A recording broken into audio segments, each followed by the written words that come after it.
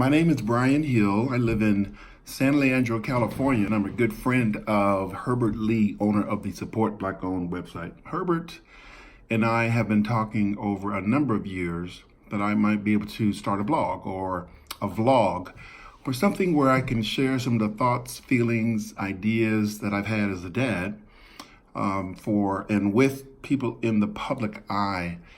YouTube seems to be a medium of communication and expression. I'm not an expert by any means, public speaking, but there have been some things in my life that have really worked based on setting goals and having faith.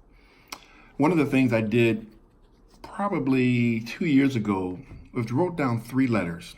And those 3 letters, BMS, I wrote them on this piece of paper. And in 20 minutes, I just kind of scribbled out of my brain what did that mean? So you might see BMS stood for Brian Must Speak, Bible Must Speak, and what's that? Birth Must Speak. So I gave those 3 letters as a foundational root of my life.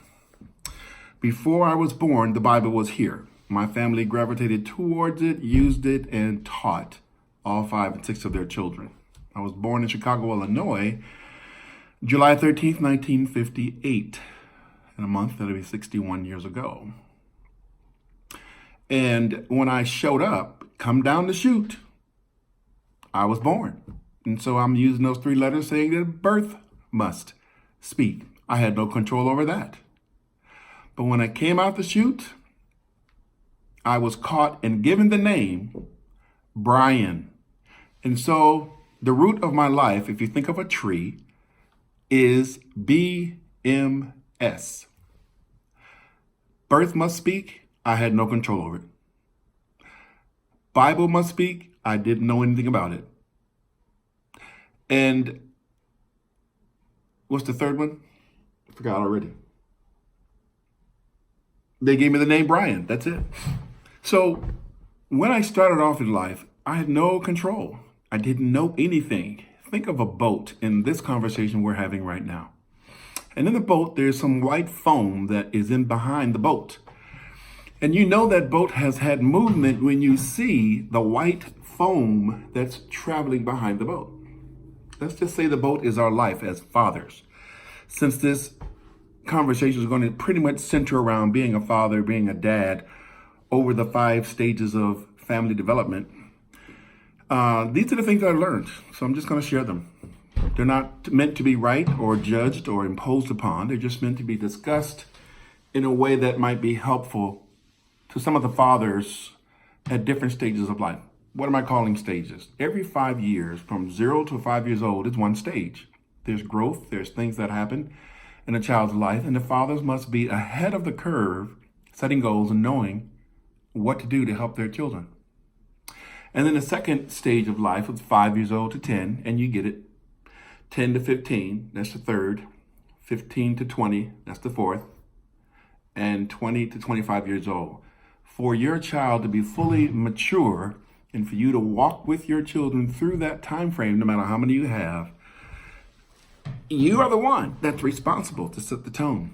And no matter what stage of life they are in, you want to be prepared. So this is sort of my outline 2 years ago that I was reflecting on, using the letters BMS to see what occurred throughout the, let's say, skeleton outline of my life. Now, since I gravitated toward the Bible, basically being taught, I decided that I would use God as a foundation for my life. So the Bible spoke very clearly in my life, my wife's life, and my children, my mom and dad, brothers and sisters.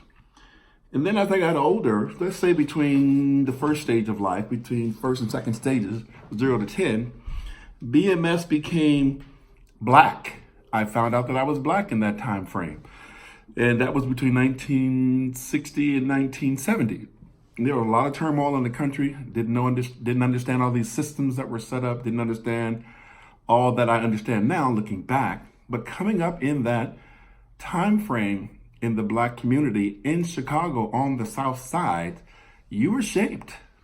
My life was shaped basically to survive and be very, very clear on where I was going, who I was going with, why I was with the family I was with, what we were to accomplish in our life, all those things were going through my mind from 0 to 10 years old.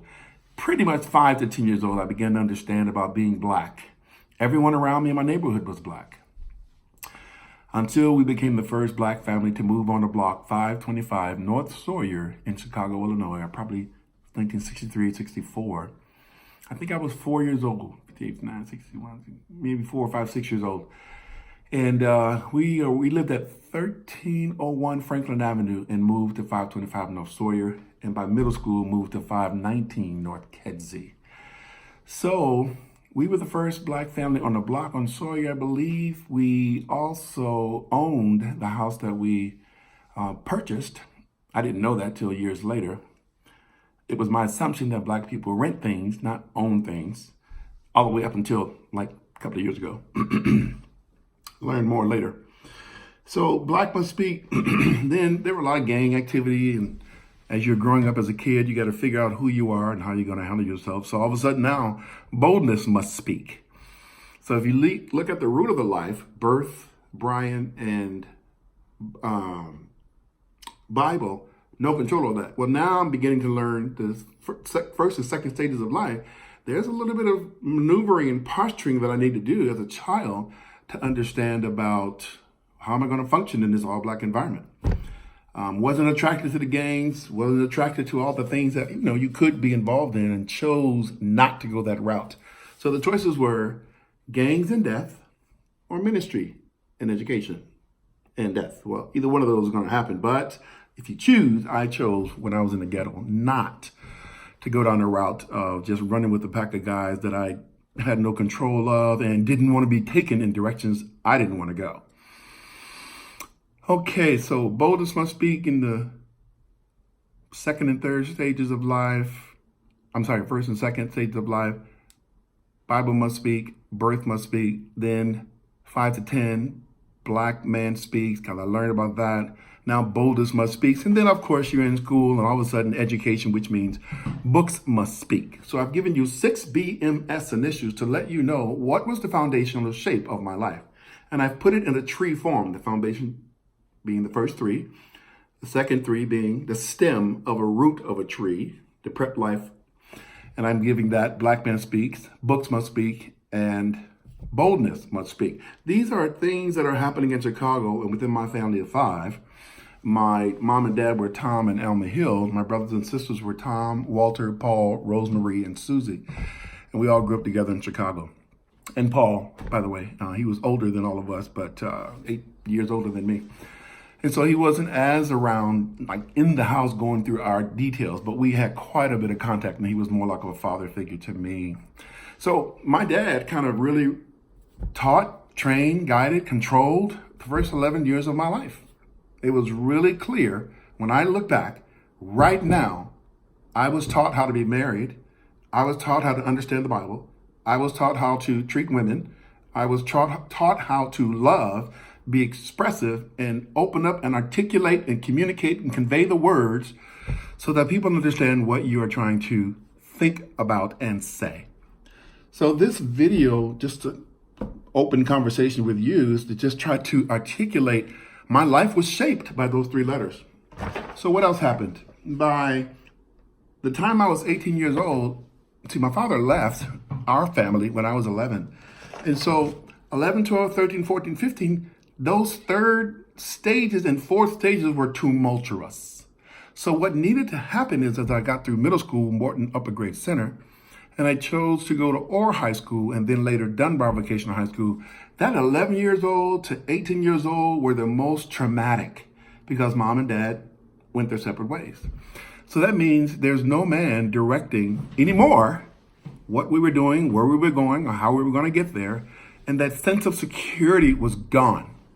So I was bitter and resentful for many, many, many, many years. And my story is not new. But how you process that and what you do with that as you grow up, it affects everyone around you. So basically, I decided I'm going to show my dad I'm going to get married early, and I'm going to stay married, and I'm going to teach and train and guide my children. I'm going to teach them how to love, teach, guide, train, and send them back to the black community to help out and volunteer and advocate and whatever else happens. All right, back to the stem. The root you got, the stem you got, now the tree. So between 18 years old and 19, I met a girl at the Christian college I went to by the name of Felice Perosia. First day of school. And William, her friend, and there was one other young lady that I forgot her name. But in any event, that first person I met, Felice, would be my wife. We celebrated 42 years of marriage, May 21st, 2019. I did not know that at the time. There was no dating, no courting, no any of that. I was dead set on being a minister and dead set on trying my best to do what I said I was going to do. Graduated from high school in 1976. First day of college, August 26, 1976. And from 1976, August, until May of 1977, were the most cement founding layers of my life. Our foundation was established. We were going to get married. I was going to go to the military. And all of a sudden, I've got to be really bold and do what I said I was going to do. So I did that. And I started going to college. It took me 9 years to get out of college to get a degree. That degree is in education. Went back to college in 1995 to get a master's degree in psychology. Again, education. And when I think back to that STEM building life, now we're in the tree building branches. The children have children, and they have degrees, and they have homes. And now the fruit of our life is coming out and has come out. And now the grandchildren are growing up. And what's been laid in my life has been laid into their life. And now my kids are laying it into their children's lives. So I think I want this vlog or video to be on Support Black Owned. And I want us to just have conversations about where we are at. And I'll start it off and I'll initiate it with some stories or things I will find that might be generating the conversation. But again, back to the beginning of this video, this is just 20 minutes of sitting down and figuring out who are you, where you've been, and where you're going. Using a tree, in my case, shape to just, these are different events that happened over time. Getting married at 18 years old, for instance. Going to college, meeting my wife Felice, having children early. The children are 40, 41, and 30 years old now. Having God direct things. And my mom and dad passed away in these years. 1999 for my mom, 2007 for my dad. And children got married, they had kids, they graduated college. Just a number and series of things that have happened. And in the Black community, we don't get the opportunity to see how families developed. We see them at affairs, events, church, but we don't actually know what happened. How did they get there? So I kind of want to open up and share some of those things, because as you know that a boat is moving through the water, you know there's a wake when you can turn around and see the foam. So this conversation for the last 10 or 15 minutes has been the foam of my BMS. Birth must speak, Brian must speak, Bible must speak. I had no control. They gave that to me. The root of my life, 0 to 10, that was Black man speaks. Found out that I was Black. Boldness must speak. Got to survive in the community. Now books must speak. And we'll go ahead and do some others in the next 3 or 4 stages in another video. I hope this is helpful to you. My name is Brian Hill. If you have any questions, call me at 510-415-2098. This is primarily for the fathers who are trying to deal with different stages of their kids. Some know how to deal with them, some don't.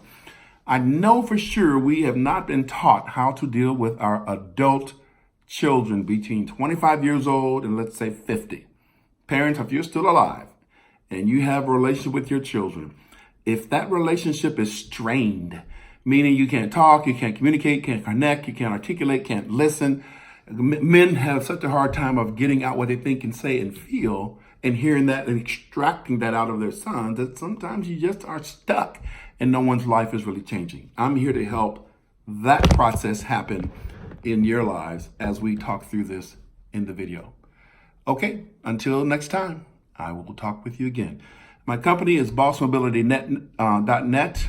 My website is bossmobility.net. I own Boss Mobility Network, and that is simply an idea of having a Black rideshare company.